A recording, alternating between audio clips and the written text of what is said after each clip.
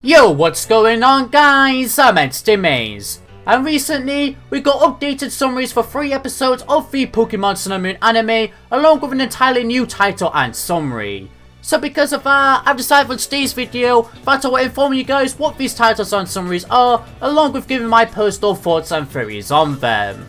So, with that simple intro now stated, let's just jump right into the first episode. Let's go! Episode 122, You're Being Watched, Team Rocket's Alola forms. The summary for this episode states, quote, Jessie and the others have ended up lying to Team Rocket's boss Giovanni that they've got to beware. And as they're panicking about what to do, Matori from HQ comes to pick Beware up. End quote. This episode will air on May 19th.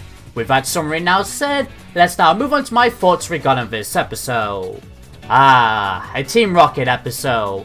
They're usually always great in this series, so I'm pretty intrigued to see this episode. I'm assuming that most of this episode will consist of comedy when Team Rocket tries to hide Beware from Matori, but eventually Beware gets the best of them and Matori witnesses it. However, she would end up getting terrified of this Pokemon after seeing its power, that she just leaves it here in Alola and comes up with an excuse to Giovanni in which why she didn't return with it, making a happy ending. This being my theory for the entire episode, which I believe would definitely make a fun episode. But to be honest, regardless of just saying it's fun and stating that theory, that's what I have to say regarding this episode. So let's just move on to the next, shall we?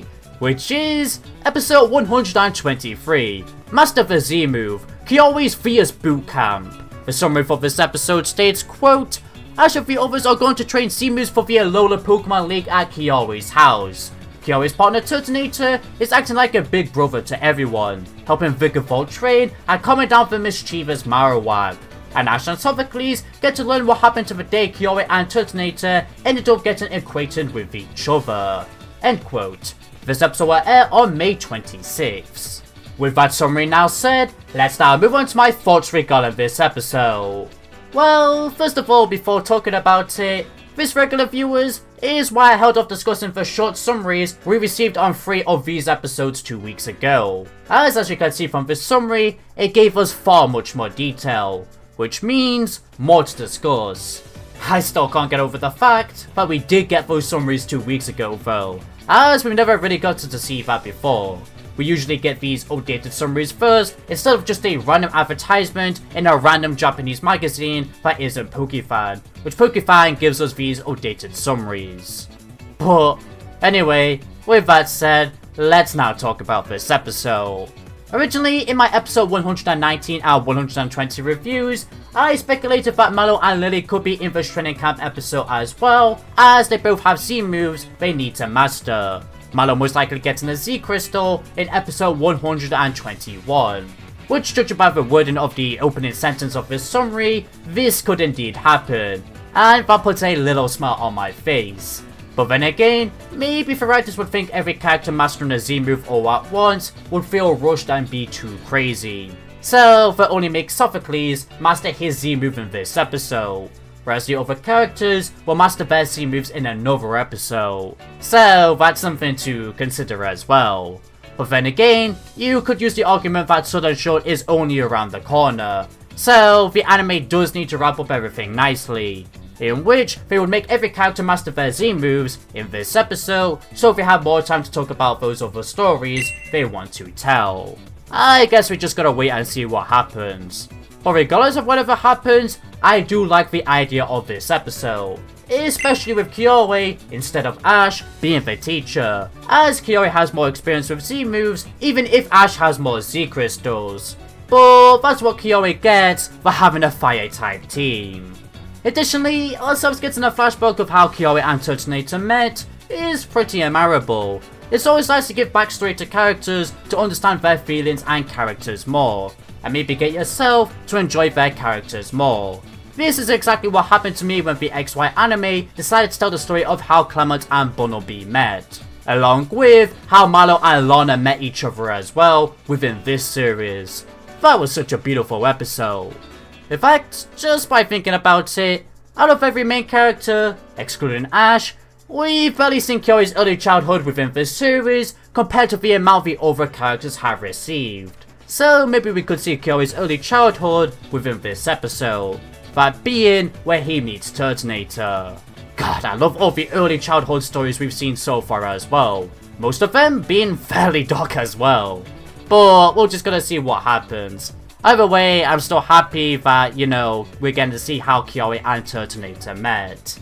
And altogether, yeah, this episode has caught my interest. I'm pretty intrigued to see all of this go down, and any other crazy revelations the anime decides to throw at us, if they have any. But with that now said, let's now move on to the final updated title and summary before getting to that new title and summary, which is episode 124, Perfect Sharpness, Kartana has arrived. The summary for this episode states, quote, several incidents where objects have been cut into pieces have occurred throughout Alola. Realizing that these crimes have been committed by the Ultra Beast Kartana, Ash and the other Ultra Guardians dispatch. End quote. This episode will air on June 2nd. With that summary now said, let's now move on to my thoughts regarding this episode. Hey, best Ultra Beast has arrived! Come on Kartana gang, show your love to this Ultra Beast in the comments down below. Hashtag Kartana gang. Yeah, I really love this Ultra Beast, so I'm really hyped to watch this episode. I am really hoping that this episode as well makes Kartana a threat, much like Buzzwole somewhat was, and how Guzzlord and Pheromosa were. It fits perfectly for this short Pokemon. And as I've discussed on this channel, despite liking the other Ultra Beast episodes, the battles and the more serious ones ended up being my favourites. So yeah, I want to see that for Kartana. Especially because this might be the final Ultra Guardian episode. As ladies and gentlemen, this is the final Alolan Pokemon and Ultra Beast that needed to be showcased in this series. So they need a banger to go out with. Though actually, just by thinking about it, who knows, maybe we will actually see Necrozma return one day, along with it showcasing its exclusive Z move we haven't seen yet. Because anime merchandise has recently included Necrozma. So yeah, that's definitely a possibility. We just gotta wait and see what happens.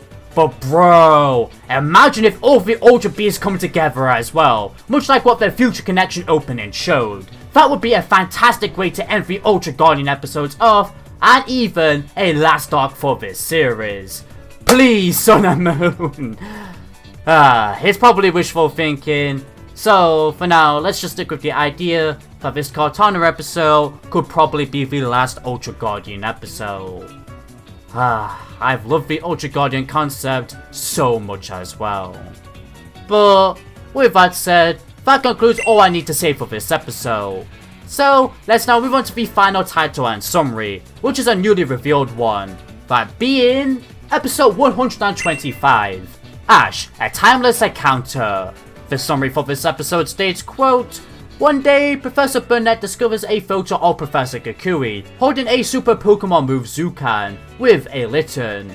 Meanwhile, Celebi shows up while Ash is training in the forest, and Ash and Torracat get thrown into the past thanks to Celebi's time travel power. End quote. This episode will air on June 9th. With that summary now said, let's now move on to my thoughts regarding this episode. Yo, I am super excited for this episode. Why that is firstly because I love the concept of time travel. It being one of my favorite story concepts to watch in any kind of media. Hell, I'm not even joking when I'm saying this, but I rewatched Pokemon's first and only time travel episode so far from the Advanced series just a couple days ago as well, for a video you'll see that will be uploaded on Saturday from this video's release date. And just like I remembered it to be, I adored it. So because they've already made a fulfilling time travel episode already, that's another reason why I'm stoked to watch this episode.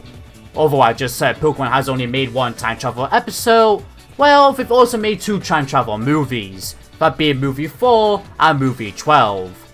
Hell, actually there might be another I'm missing. But anyhow, both of these movies were really entertaining to watch as well. Pokemon have already proved they can make time travel plots work for the Pokemon anime. Focusing solely on movie 4 as well, this movie, spoiler alert, revealed towards the end that the character Samuel Ash met in the past was actually Professor Oak, which of course that shares a lot of similarities to the summary I just went over, in which I was shook as a kid when I found that out, and I adored it so much. So I'm bound to love Ash meeting Kukui as a kid as well, as let's face it, the summary is obviously alluding to that. And that actually brings me to my final reason why I'm pumped to watch this episode, because we get to witness Professor Kukui's past, which as suggested from the games is a pretty cool story, so it's bound to be pretty cool within the anime as well. I wouldn't be surprised if we witnessed Guzma as a kid as well, as Guzma and Kukui knew each other as kids, this already being said in episode 115, which could help build Guzma's future arc within the anime as well. But not only that, but get us to like Kukui's and Guzma's characters more. Oh, please make this happen! That isn't all I have to say for this episode though. As well, I could get behind a certain theory people are currently theorizing regarding this episode, which is that Ash's Torracat could evolve into Incineroar right in front of Kukui, in which this event would inspire Professor Kukui to become the strong trainer he is today. Like bro, that really sounds like something the anime would do to further his and Ash's relationship, and it's crazy enough to fit the themes of this series. The only problem I would really have with this theory is that is it actually possible for a Pokemon to evolve in the past? Like would it cause some kind of time anomaly or whatever? I hope not, as this sounds really cool, but it is something we need to consider when it comes to that theory.